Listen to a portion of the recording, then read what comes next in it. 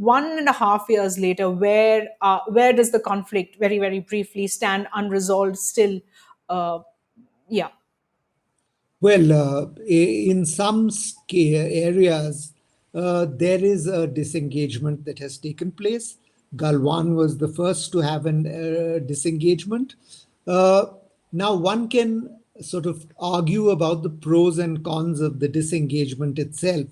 One could argue, as I have done in my writing for Business Standard, that the Chinese have been given an advantageous settlement.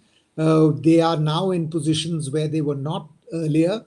And to that extent, we have lost a certain advantage in that disengagement.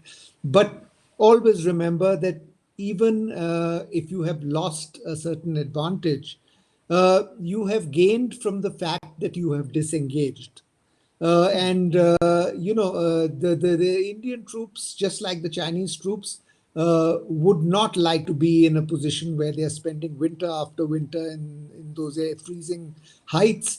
So to that extent, I would say in Galwan, in Pangong Tso, in the South Bank as well, while we can say that India has got a disadvantageous, a bum deal, as it were, it is to some consolation that India is at least disengaged and the troops are not at those difficult positions.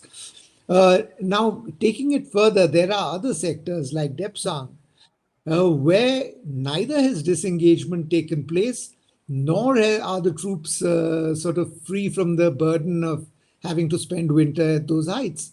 Now, that is what would raise questions in any analyst's mind. Why have we settled in some sectors, and that to the sectors where we hold the advantage, and not settled in the other sectors where China holds the advantage? It should be a quid pro quo. There should be give and take, one sector for another. That has not taken place. So Can I Depsang push you is a further as to clear example. can I push you further as to why you believe that hasn't taken place? Because the Chinese came in with clear objectives.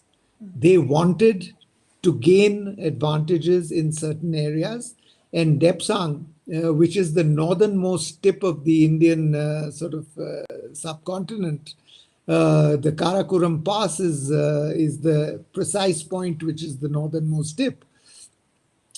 They believed that they wanted India to be under some pressure over there. India had built an airfield. India had sort of landed sort of transport aircraft over there. India had built up a larger troop presence there.